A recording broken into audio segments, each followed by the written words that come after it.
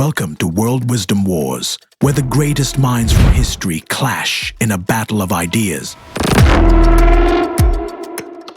Today, we're bringing together two legends. Jesus, the embodiment of divine love and compassion,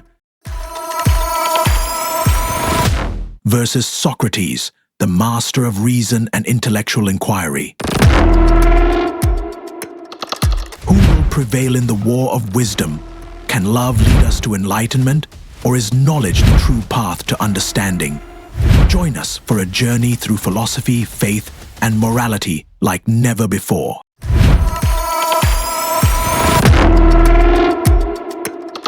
Stay tuned as we dive deep into the path to enlightenment, the role of faith in personal transformation, and the battle of morality and ethics.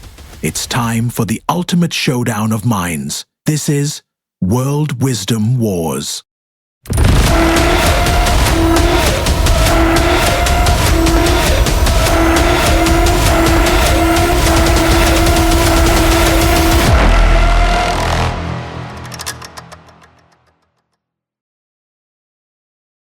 Greetings! Enlightenment isn't something you gain from accumulating facts or intellectual prowess. It's found in the heart, in love. True enlightenment is rooted in love for God and for one another. Love isn't just a feeling, it's a transformative power that brings light into the world. When you love, you start to understand the divine nature of things, the deeper truths that logic alone can't reveal. It is through love, compassion, and sacrifice that we are truly enlightened. The more we give of ourselves, the more we discover our divine purpose. The greatest commandment is to love, and that love leads to enlightenment. Thank you, Jesus. I can see that love plays a vital role in human relationships, but true enlightenment, in my view, comes from knowledge. It's through the pursuit of knowledge and wisdom that we understand the world and our place in it. Love is subjective, prone to confusion, and can lead us astray if not guided by reason. Knowledge, on the other hand, is universal. Through questioning, reasoning, and intellectual exploration, we come closer to truth. Enlightenment is achieved when the mind is freed from ignorance and seeks objective truth, and that is achieved through knowledge. I see your point, Socrates, but knowledge without love can become cold, even dangerous. It can lead to pride, arrogance, and a detachment from humanity. You see, love opens the heart to the divine. Knowledge, while important, must be complemented by love if it is to have any true, lasting effect. Without love, knowledge is just a tool for self-glorification. But when knowledge is combined with love, it becomes a force that heals, that transforms, that elevates the soul. Love is the essence of enlightenment, for it brings understanding, peace, and harmony in a way that knowledge alone cannot. Jesus. Love is indeed powerful, but it is not a reliable guide. Emotions like love can be misleading, leading us to act based on impulses or biases. Knowledge, however, is objective. Knowledge brings clarity, truth, and wisdom. It doesn't rely on feelings. The pursuit of knowledge is the pursuit of truth. It's rational, it's logical, and it doesn't change with mood or circumstance. While love is a force for good, it needs to be directed by reason and understanding if it is to truly lead to enlightenment. Knowledge is the compass that guides us, and love without knowledge is like a ship without a rudder. But Socrates, you've missed something. Love guides knowledge. It's love that opens the door to wisdom. Love doesn't just lead us to truth, it is the truth. When we love, we learn to see things in their truest form, not as abstract ideas or intellectual exercises, but as part of the greater good. Love allows us to feel the truth, to embrace it, and to live it. Without love, our pursuit of knowledge can be hollow, disconnected from the world we are trying to understand. It is love that makes knowledge come alive. I disagree, Jesus. Knowledge gives us the tools to discern right from wrong, truth from falsehood. Without knowledge, how can we know what to love? How can we love the right things for the right reasons? Love, without the guidance of knowledge, can become misguided. You can love the wrong things, follow false beliefs, and do harm under the guise of love. Knowledge, therefore, is the foundation. Love needs the anchor of reason to be truly virtuous. I hear you, Socrates, but I think you're overemphasizing the intellect. What I'm saying is that love allows the intellect to be humble, to be used for the greater good. When we love, we approach knowledge with a spirit of humility and service rather than with pride and self-interest. Knowledge without love can become weaponized, used to control or manipulate. But love invites us to serve others, to understand others, to sacrifice for others. It opens our hearts and minds in ways that intellectual reasoning alone cannot. And it's only through this deep love that we can truly begin to understand the world. I understand your view, Jesus, but let's be clear. Love can often cloud judgment. If we rely too much on emotions, our understanding becomes limited. Love is subjective, while knowledge is objective. Only by using reason can we avoid errors and guide our actions in the right direction. Knowledge allows us to question assumptions, challenge our beliefs, and reach universal truths. Love, on the other hand, is a personal experience. It's hard to find common ground when we base our actions purely on feelings. Reason and knowledge, however, give us universal principles we can all agree on, regardless of personal experience. But Socrates, don't you think that without love, knowledge can't be fully understood? Knowledge might tell us facts, but love allows us to experience them. The divine truth isn't something you simply learn, it's something you feel, something that transforms you from the inside out. When you love, you experience the truth in a way that the mind alone cannot grasp. Love isn't a blind emotion, it's an enlightened choice, one that connects us to something greater than ourselves. Without it, knowledge is just information. But when you love, that knowledge becomes wisdom. And wisdom is what leads to enlightenment. Let me be clear, I'm not dismissing love, but I believe it's knowledge that elevates us. Knowledge frees us from ignorance, guides us in making the right choices, and helps us live virtuous lives. It is through reason that we can discern what is good and just. Without knowledge, love can be misguided and misapplied. While love can inspire, it is knowledge that leads to the right action. Enlightenment is found through the pursuit of wisdom, which is why knowledge must be our focus. Reason and rationality give us the ability to understand the world, and only through this understanding can we achieve true enlightenment. Socrates, I respect your pursuit of knowledge and I agree that reason has its place. But let me leave you with this. The highest wisdom is to love. Love opens the heart, guides the mind, and leads us to the deepest truths. Knowledge alone can make us wise, but love transforms us. Knowledge without love is empty, but love that is informed by knowledge becomes a powerful force for good. So, I believe both are essential. Love leads, and knowledge follows. Enlightenment isn't just intellectual, it is spiritual. And it is through love that we find the divine truth that transcends all. When we talk about personal transformation, we must first acknowledge the power of faith. Faith is the foundation for true change in a person's life. Faith in God, in divine love, and in divine purpose allows us to break free from the chains of sin, fear, and ignorance. Through faith, we open ourselves to God's grace and allow Him to shape our hearts and minds. It is through faith that we are reborn, transformed from within. My purpose here on earth was to reveal God's love and to show people the path to transformation through faith. The power of faith is transformative because it connects us to the divine. It allows us to transcend our limitations, to forgive others, and to love in ways that we could never do on our own. Faith enables us to step into the divine light and see ourselves as God sees us, not as flawed beings, but as beloved children of God. True personal transformation comes when we open ourselves to this divine purpose through faith.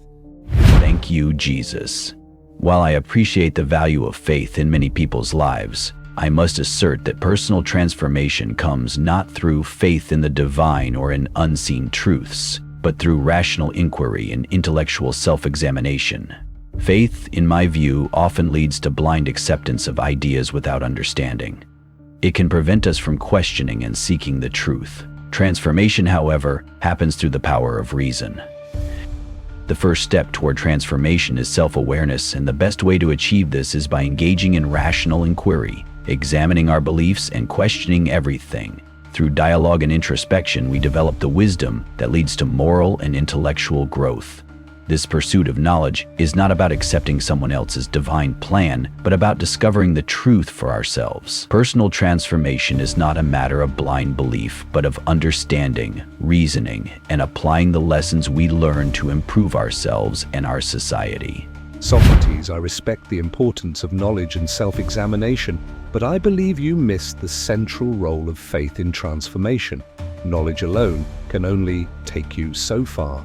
True transformation comes when you surrender your heart to God, when you place your faith in Him.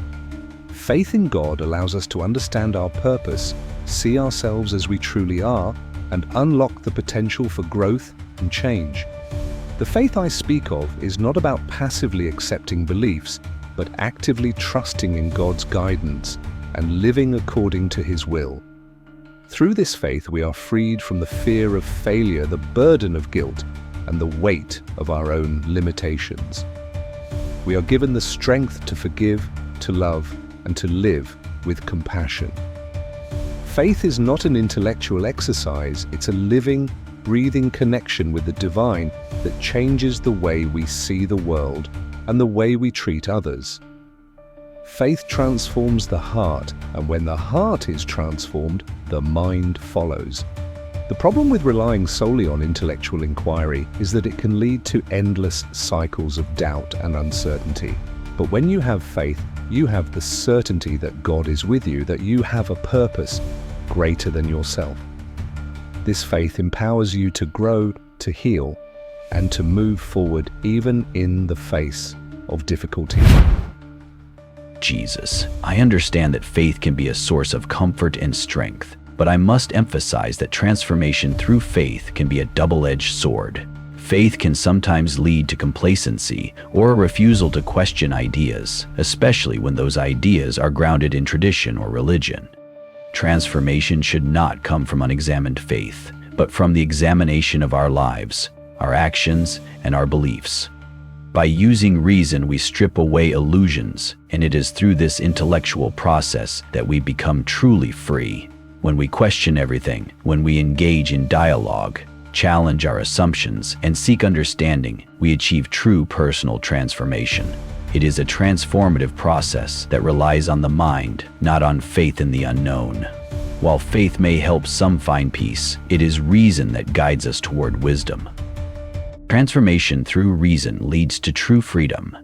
The freedom to live according to what we know to be right, not because someone else has told us to believe it, but because we've discovered it for ourselves through inquiry. A life led by reason is a life of true autonomy and enlightenment. Socrates, I see what you're saying, but I must respectfully disagree. Reason alone cannot bring about the kind of freedom I speak of. The freedom I refer to is freedom from the inner turmoil that comes from living without a clear sense of purpose.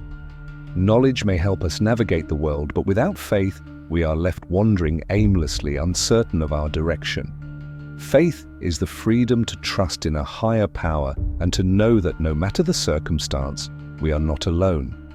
It is the freedom that comes from knowing that there is a purpose to our lives and that we are part of something greater than ourselves. It is not the kind of freedom that comes from intellectual reasoning alone, but the kind of freedom that transforms the soul, heals the broken, and restores hope.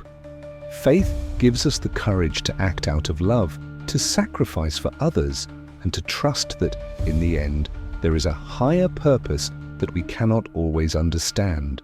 Without faith, we may know many things, but we will always be searching for meaning, for true peace. Faith completes reason, giving it depth, direction, and purpose. Jesus, while I respect your perspective, I still believe that intellectual freedom, freedom through reason, is the highest form of liberation. It is through the freedom to question, to examine, and to challenge that we gain true insight into ourselves and the world. Faith may provide comfort, but it cannot give us true intellectual freedom. It ties us to unproven beliefs and external authorities, and it limits our ability to grow.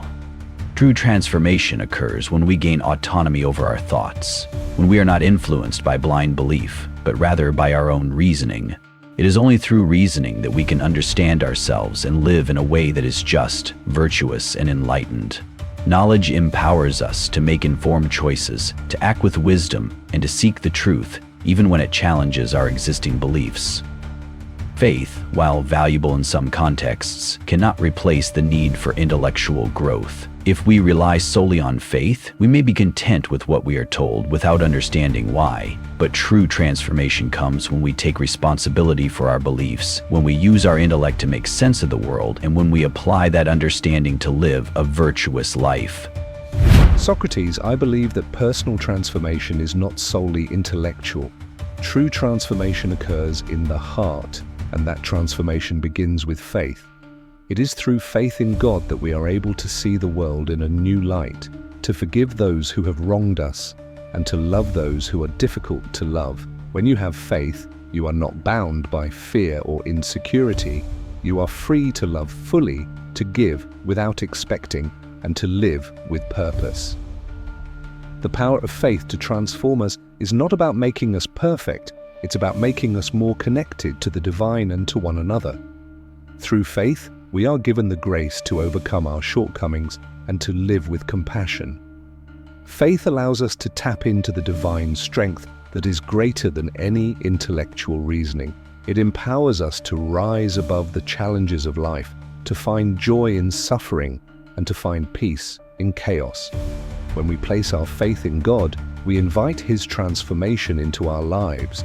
This transformation isn't just an intellectual exercise, it is a deeply spiritual renewal that radiates into every aspect of our existence. True personal transformation is the result of this spiritual connection, and it is faith that makes it possible. Jesus, while I understand the value of faith in inspiring personal transformation, I must stand by my belief that transformation requires reason and intellectual freedom. Faith can be a powerful force, but it is not a reliable guide for understanding the world or achieving enlightenment. It is reason, not blind belief, that frees us from ignorance and allows us to truly grow. Personal transformation through intellectual inquiry is about the pursuit of truth. It is about asking difficult questions, challenging assumptions, and using logic to arrive at wisdom. This pursuit of knowledge frees us from the constraints of faith-based thinking and allows us to live according to our own understanding of the world. In the end, it is through the power of reason that we truly transform. It is through the intellectual exploration of life that we gain the wisdom to act justly, live virtuously, and understand our place in the universe. Transformation without reason is shallow and incomplete. True enlightenment comes from within, from the intellectual freedom to question, to understand, and to grow. In conclusion, I believe that personal transformation is a result of both faith and reason. Faith in God empowers us to grow spiritually, while reason allows us to navigate the world intellectually. Faith completes our intellectual pursuits, giving them purpose and depth. Without faith, reason can become detached, while without reason, faith can lead to blind belief. True transformation requires both a heart open to divine love and a mind willing to seek truth. Jesus, I respect your perspective, but I still believe that personal transformation is ultimately an intellectual process. It is through reason, inquiry, and self-examination that we become truly free. While faith may inspire us, it is knowledge that empowers us to live virtuous, enlightened lives. Transformation comes not through blind belief, but through the power of reason and intellectual freedom. Thank you, Socrates. When we discuss morality and ethics, we must remember that true morality is not just about following rules or norms, but about cultivating a pure heart. The Sermon on the Mount speaks directly to the condition of the heart and soul.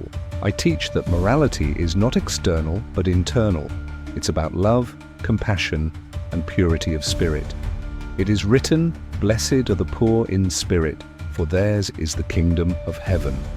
This, I believe, is the foundation of all moral life. My teachings emphasize turning the other cheek, loving your enemies, and forgiving those who wrong you. These are not just ethical directives. They are transformative acts that reveal the nature of true morality, one that transcends retribution and hatred. Morality, in my understanding, comes from aligning our hearts with God's will, which is a will of love, peace, and justice. The ethical life according to the Sermon on the Mount is one of humility, mercy, and purity. It is through these virtues that we come closest to the divine. Thank you, Jesus.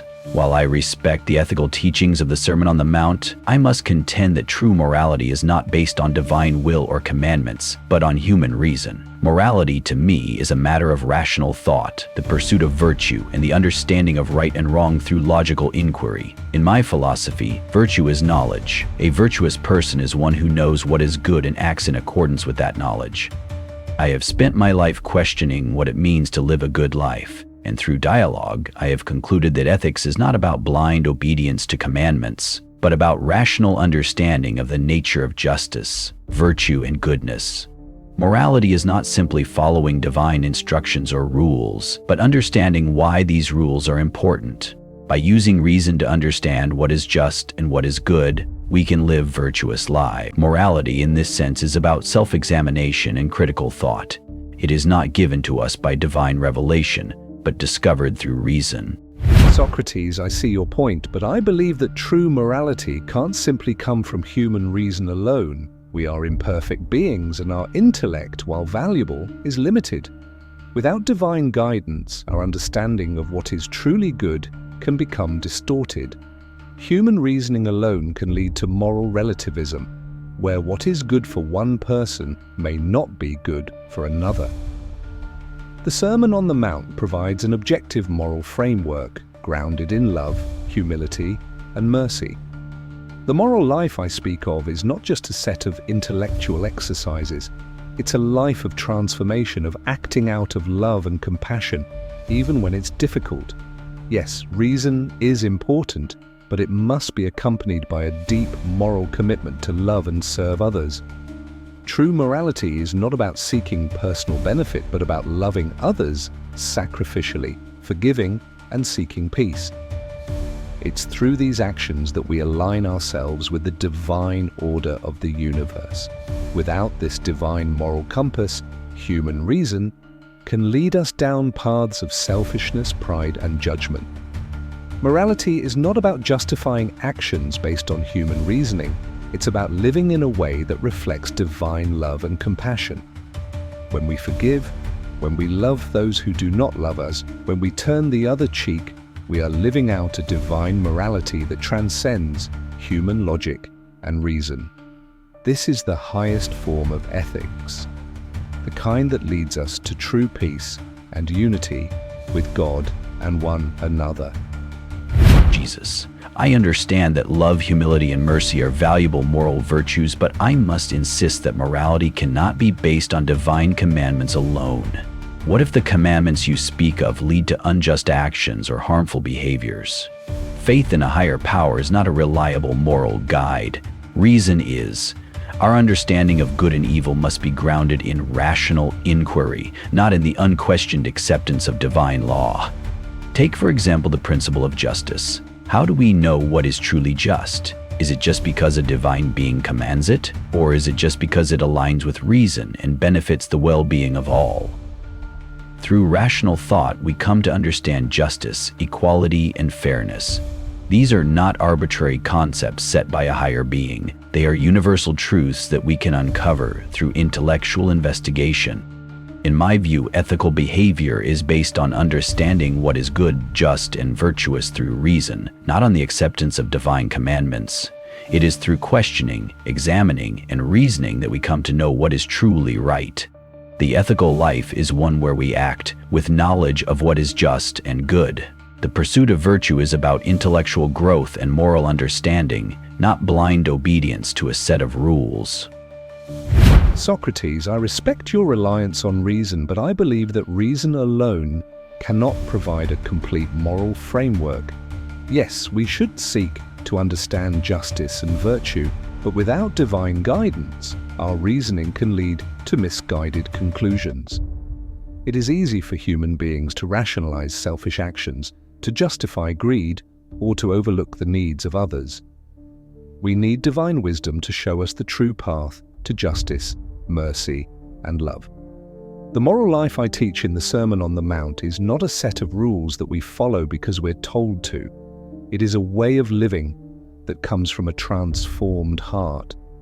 When we act with love and humility, we embody a higher morality, one that connects us to the divine. It is not through intellectual inquiry alone that we become truly moral, but through a deep spiritual transformation that aligns our hearts with God's will. While reason is important, it is only through divine guidance that we come to understand the fullness of what is good and just. It is through love, through forgiveness, through mercy, that we learn what true justice is. We may reason about justice, but it is love and faith that allow us to live it out in our daily lives. Morality, in my understanding, is not just about knowledge, it is about transformation, about living a life that reflects divine principles of love and peace. Jesus, I appreciate your perspective, but I must challenge the idea that we need divine wisdom to know what is right. What about those who do not believe in a higher power? Are their moral decisions any less valid than those of a believer? I would argue that moral behavior can be arrived at through human reasoning alone. Just because something is divinely commanded does not make it automatically moral. We must question and reason to understand whether it is just. In my view, the ability to reason is what makes us uniquely human. We are capable of understanding justice, fairness, and virtue through our intellectual capacities. We don't need a divine guide to tell us what is right. We can arrive at these conclusions ourselves through rational thought. The pursuit of knowledge and understanding leads us to moral enlightenment. We don't need faith to tell us what is right. We use our reason to discover what is just and moral. Morality must be grounded in the well-being of individuals and society, not in obedience to divine commands. We must understand why something is right or wrong, not just follow a set of rules. Reason is what guides us to live morally. It is through rational inquiry that we understand the essence of good and evil, justice and injustice. Socrates, I respect your emphasis on reason, but I believe that true morality is a gift from God. It is not just about knowing what is right, it is about living according to the love and compassion that God has shown us. The ethical life is not about mere intellectual understanding, it is about transforming our hearts and minds to reflect divine love. True morality is not an abstract concept, it is a way of life that leads to peace, justice, and reconciliation. Yes, reason can guide us, but it is love that completes it. Through love, we come to know what is truly good, just, and virtuous. And it is through living out these virtues, empowered by faith, that we experience the fullness of morality and ethical living. Jesus, while I acknowledge the importance of love and compassion, I believe that morality must be grounded in reason. Morality is not a set of divine rules, but the product of human understanding and intellectual inquiry. Through reason, we come to understand what is good, just, and virtuous. And it is through reason that we live a moral life. The pursuit of knowledge and wisdom leads us to ethical living, and it is only through this intellectual process that we can truly understand what is right. Morality is about self-examination, intellectual growth, and reasoned understanding, not blind obedience to divine will. That concludes today's epic clash of ideologies here on World Wisdom Wars. What did you think? Did love triumph over reason, or was knowledge the true path to enlightenment? We want to hear your thoughts. Drop a comment below and let us know if you enjoyed this philosophical battle. Don't forget to hit that like button, subscribe, and ring the bell so you never miss a fight between history's greatest minds. Join the World Wisdom Wars community, where we explore the big questions that shape our world and challenge the status quo. Thank you for watching, and remember, wisdom is the ultimate weapon. Keep questioning, keep learning, and keep growing. Until next time, keep your mind sharp.